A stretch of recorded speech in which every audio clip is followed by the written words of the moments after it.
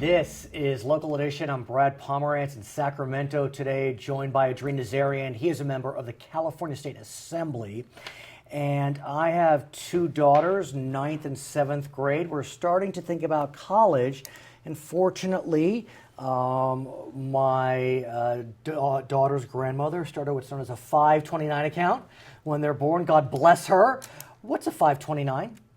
529 is an after-tax savings account, in short, that allows parents to save money for their children for college or other educational programs. Very specific. It's specifically for higher education. And like you said, you put in dollars and you're taxed when you pull it out. Is that how it works? Well, you're taxed initially. Okay. So it's on income that you've already received after taxes.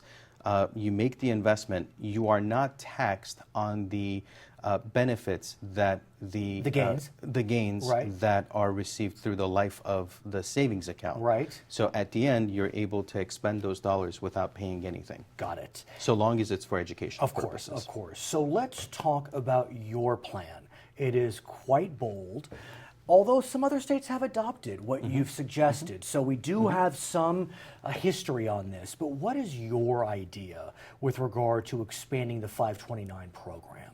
Well, so some of the other states that we were looking at have already put into place something that will either attract nonprofit or philanthropic dollars into their 529 plans, or would place a seed amount from their general fund coffers.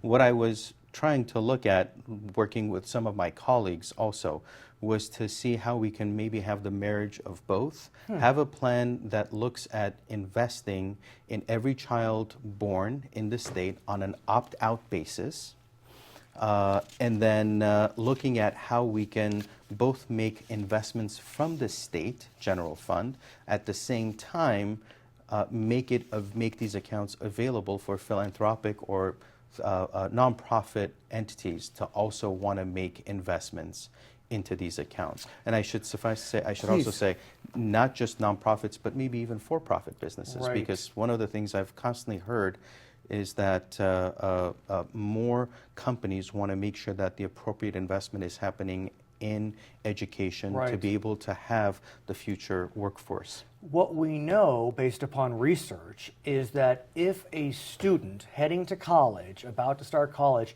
has savings, either because they saved or their family saved, they are much more likely to succeed. Absolutely. And so what you're trying to do is create that environment of savings, that it becomes second nature, because in the end, under one of the possibilities that you've set forward, at birth, this 529 account would start. And it would be automatic. Like you said, it's an opt-out. It's not an opt-in. And so the state, again, events are moving quickly, but your plan would have the state, under one path, seed this 529 plan for possibly all Californians born in our state. Yes.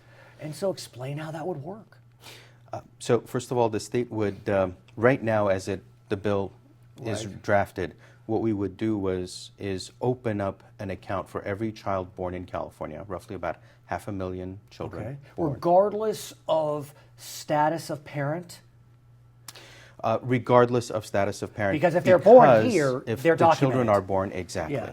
But regardless of their parents' documentation. Right. Okay, continue, sir. What this assumes is that these children are going to end up staying in the state and going through our educational system, and so they're going to need to have a future that we're also making sure we're making the appropriate investments initially, because the costs at the end are going to be too high for them to be able to afford.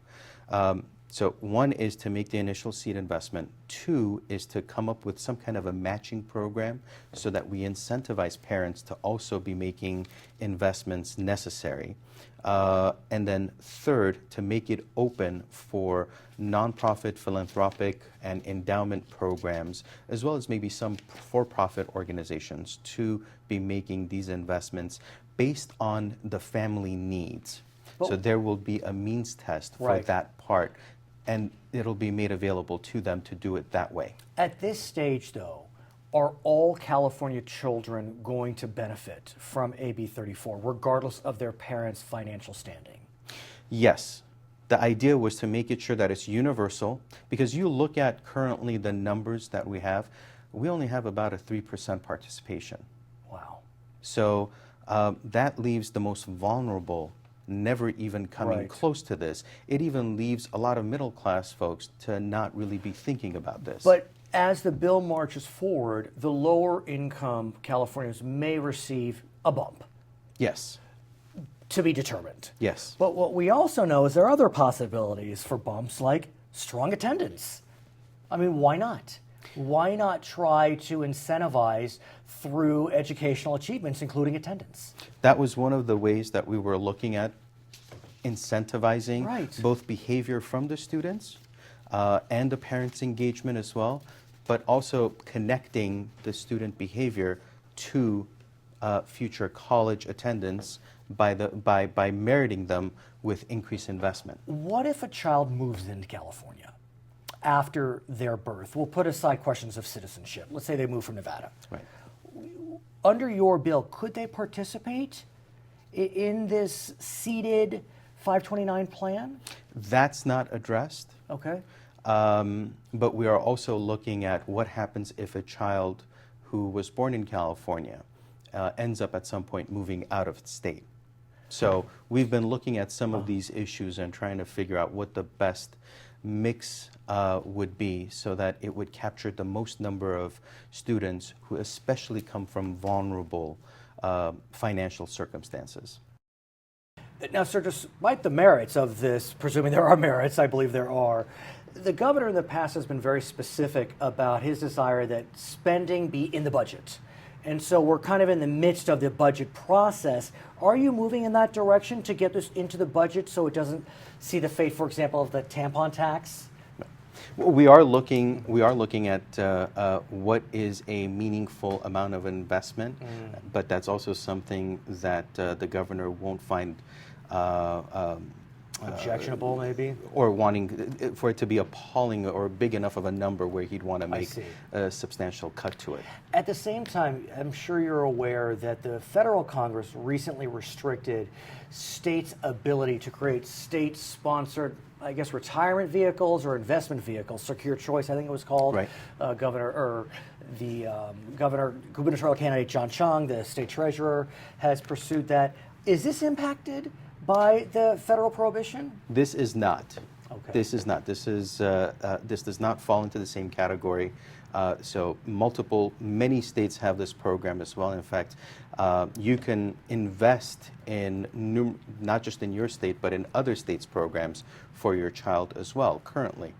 So hopefully the governor is on board. The federal government's not getting involved. What about your friends in the Senate? I think everyone sees that there's a need for this. It's just a matter of how we can make a commitment and stick to paying for that commitment. Right. And where do you want to start? Universal for all newborns, that's a great place to be. But are we going to need to look at maybe starting at a smaller scale and then growing to that size? Maybe So kindergarten? Possibly. Or Possibly. have an income ceiling? Possibly that as well, or maybe even first grade. Okay. So these are the discussions that this bill has forced for us to pursue and to engage in. Please come back. I want to hear more about this as it proceeds through the legislative process. His name is Adrin Nazarian. He is a member of the California State Assembly. My name is Brad Pomerance, and we're in Sacramento today. I'm so glad you're joining us on Local Edition.